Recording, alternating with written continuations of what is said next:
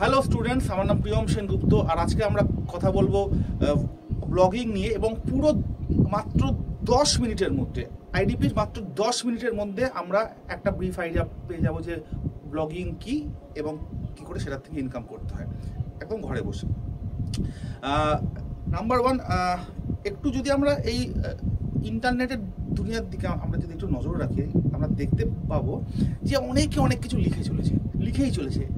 এত রকম ওয়েবসাইট, এত রকম ইনফরমেশান সেখানে কেন লিখে চলেছে? এমনি লিখে চলেছে। সারা পৃথিবীতে ব্লগিং একটা খুব জনপ্রিয় পেশা হয়ে উঠেছে, এবং শুরুর দিকে যেটা হতো যে শুধুমাত্র ইংরাজি বা ফ্রেঞ্চ বা স্প্যানিশের মতো যেগুলো মানে ঔপনিবেশিক ল্যাঙ্গুয়েজ, মানে যে ল্যাঙ্গুয়েজগুলো এক দেশের হয়ে আর এক দেশকে গিয়ে যারা দখল করেছে তাদের উপর সেই ল্যাঙ্গুয়েজগুলো চাপিয়ে দেওয়া হয়েছে। একমাত্র এই ল্যাঙ্গুয়েজগুলোতে মানে প্রথমের দিকে ব্লগিং হতো। এখন যেটা মজা হয়েছে যে সেটা হচ্ছে লোকাল ল্যাঙ্গুয়েজ। যেমন আমি যদি ভারতের ক্ষেত্রে ধরি, যে হিন্দি, বাংলা, কান্নাডিগা, মারাঠা, এইসব ল্যাঙ্গুয়েজগুলোতেও কিন্তু হিউজ পরিমাণে ব্লগিং হচ্ছে। তো আমরা এখানে বাংলা ব্লগিং নিয়ে কথা বলবো আগামী 10 মিনিট। তো এবার সেই বিষয়ে আমি তোমাদের একটা খুব খুব খুব ছোট করে একটা আমি আইডিয়া দেব। তো আজকে আমাদের আলোচনার বিষয়টা হচ্ছে ব্লগিং। একটা জিনিস অস্বীকার করলে হবে না যে মানুষ এই যে সর্বক্ষণ ফেসবুক করছে, ইনস্টাগ্রাম করছে, গুগল ঘাঁটছে, তার কারণটা কি? আলটিমেটলি আমরা যেটা চাই, মানে আমরা যেটা খুঁজে পাওয়ার চেষ্টা করি, সেটা হচ্ছে ইনফরমেশান। আলটিমেটলি ইনফরমেশান আমরা পাওয়ার চেষ্টা করি। আমি যদি ইউটিউবের দিকে যাই, লোকে বলে যে আজকাল নাকি কেউ গল্পের বই পড়ে না, সবাই যদি মানে সবাই অডিও স্টোরি শুনছে। তো সেখানেও তো একটা ভিডিওকে তো আপলোড করা হচ্ছে, মানে যেটার গল্প আমরা শুনছি। আবার সেমভাবে আমরা একই ইনফরমেশান, মানে কেউ হয়তো অডিও স্টোরিতে তান্ত্রিকের গল্প শুনছেন, মীর, দীপ দা রেডিও মির্চি, এরা ফাটিয়ে একের পর এক প্রোডাকশন করছে। আবার একই সঙ্গে কিন্তু কেউ ইবুক খুলে তান্ত্রিকের গল্পটাকে পড়ে নিচ্ছে। এবং এর পাশাপাশি ব্লগিংয়ের কাজটা এখান থেকে শুরু হয় তান্ত্রিক সম্পর্কে। আজকে আমি তান্ত্রিক নিয়ে কথা বলি। তান্ত্রিক সম্পর্কে কিন্তু মানুষ অনেক রকম ইনফরমেশান খুঁজছে, যে প্রথম দুটো গল্প বিভূতিভূষণের লেখা, তারপরে গল্পগুলো তারাদাস বন্দ্যোপাধ্যায়ের লেখা, বিভূতিভূষণের ছেলে, তারপরে আবার এখন ভণ্ড তারানাথ বলে একটা নতুন গল্পে মানে এসছে, যেটাকে বিভূতিভূষণ নাতির লেখা। তো আমি আজকে এই তান্ত্রিকের উদাহরণটা দিয়ে আমি একটু ব্লগিংয়ের দিকটা দেব। আমি তান্ত্রিকের উদাহরণে আমি আসবো। তার আগে সবার আগে বলি হচ্ছে যে জিনিসটা ব্লগিংয়ের ক্ষেত্রে ভীষণ ইম্পর্টেন্ট, সেটা হচ্ছে ক্যালেন্ডার। এই ক্যালেন্ডার মেনটেন করাটা কিন্তু ব্লগিংয়ে ভীষণ গুরুত্বপূর্ণ। এই ভিডিওর ডেসক্রিপশানে আমার নিজস্ব যে ব্লগ ওয়েবসাইটটা, সেটা একটা তোমরা লিঙ্ক দেওয়া থাকবে, তোমরা চাইলে সেখানেও একবার দেখে নিতে পারো। তো ক্যালেন্ডারের গুরুত্বটা দিয়ে আমরা শুরু করব। তো আমি ধরে নিচ্ছি যে 12টা মাসে আমাদের গোটা বছরটা বিভক্ত, জানুয়ারি, ফেব্রুয়ারি, মার্চ, এরকম করে করে করে আরও 9টা মাস ধরলাম। ধরে নেওয়া যাক আমরা মার্চ মাসে আছি। আজকের তারিখটা মার্চ মাস। আচ্ছা, আমি বাস্তব তারিখ দিয়েই বোঝাই, কারণ আজকে আমি দেখতে পাচ্ছি সোমবার 28শে এপ্রিল। তো এপ্রিল, এবার আমাদের সবার আগে একটা ক্যালেন্ডার বানাতে হবে, রাইট? এবার এই ক্যালেন্ডার কী করে বানাতে হয়, মানে সেটা আমরা বিদ্যাস্তুর যে কন্টেন্ট রাইটিং যে ক্লাস, যাতে এখন অ্যাডমিশন চলছে এই মুহূর্তে, হ্যাঁ এই মুহূর্তে এখন অ্যাডমিশন চলছে, সেখানে বিশদে শেখানো হচ্ছে। তো আমি ধরে নিচ্ছি যে একটা এপ্রিলের একটা ক্যালেন্ডার বানাতে হচ্ছে। অ্যাকচুয়ালি পুরো বছরের টিম বানাতে হয়, তো আমি আপাতত কনসেন্ট্রেট করছি এপ্রিলের উপর। তো যখন আমি এপ্রিলের একটা ক্যালেন্ডার বানাবো, 1 তারিখ থেকে একদম মাসের মানে শেষ অবধি, মানে কোনো মাসের ক্ষেত্রে 30, কোনো মাসের ক্ষেত্রে 31, কি স্মরণীয় ঘটনা আছে, আমরা তার একটা লিস্ট তৈরি করবো। যে 1 তারিখ হলে এরকম, 1 তারিখে এর জন্মদিন, 2 তারিখে এর জন্মদিন, 3 তারিখে এর জন্মদিন, এরকম একটা করবো। তো করতে যেহেতু আমরা তান্ত্রিক নিয়ে আলোচনা করছিলাম, তো ধরে নেওয়া যাক যে মানে জাস্ট একটা উদাহরণ হিসাবে বলছি, ধরে নেওয়া যাক যে এখানে 3 তারিখে বিভূতিভূষণের জন্মদিন।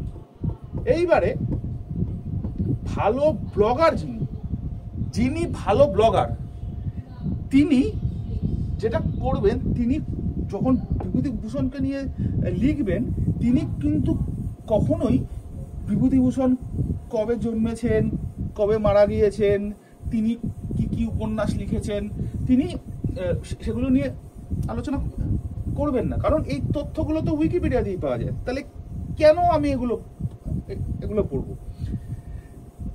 তিনি দেখবেন অ্যাকচুয়ালি যেটা ব্লগিং এর বেসিক শর্ত হওয়া উচিত, যে পরিচিত নাম, বিখ্যাত নামের মানে পরিচিত নাম সম্পর্কে অপরিচিত তথ্য, পরিচিত নাম সম্পর্কে অপরিচিত তথ্য। তো আমরা এখানে নামটা কি পাচ্ছি?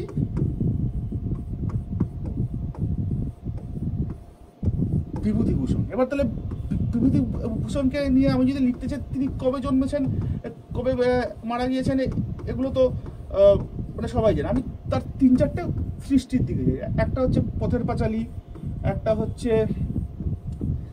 দেবযান। যেহেতু আমরা তারানাথ তান্ত্রিক নিয়ে আলোচনা করছি, আমার হাতের লেখা খুব খারাপ, হ্যাঁ, মানে আমি এক্সট্রিমলি সরি, আশা করি এগুলো পড়া যাচ্ছে।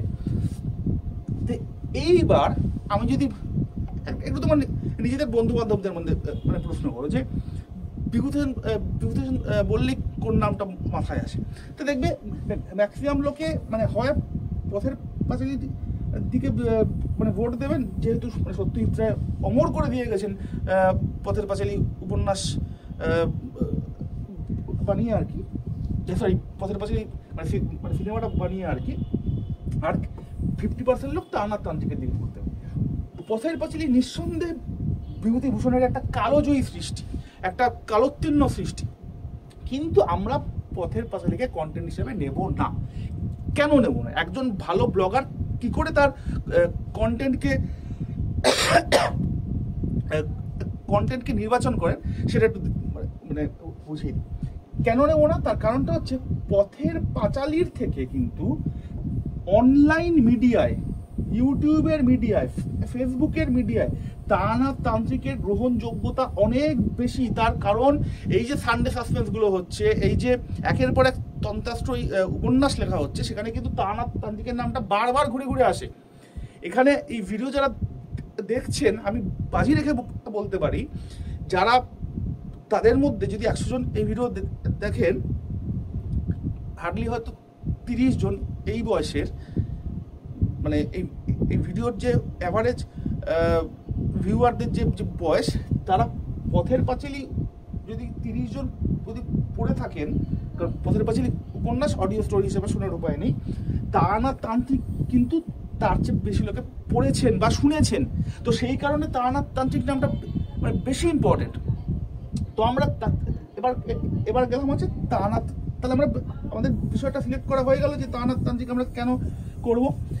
এইবার দেখতে হবে যে তারানাথ তান্ত্রিককে নিয়ে আমরা কি স্টোরি করব। তারানাথ তান্ত্রিকের স্টোরিগুলো সব মানে সবাই তো মানে ইউটিউবে আমরা শুনে নিয়েছি, বই হিসাবে তো পড়ে নিয়েছি। তাহলে অজানা কি আছে? অজানা কি আছে? আমি কি বললাম যে বেসিক যে জায়গাটা, সেটা হচ্ছে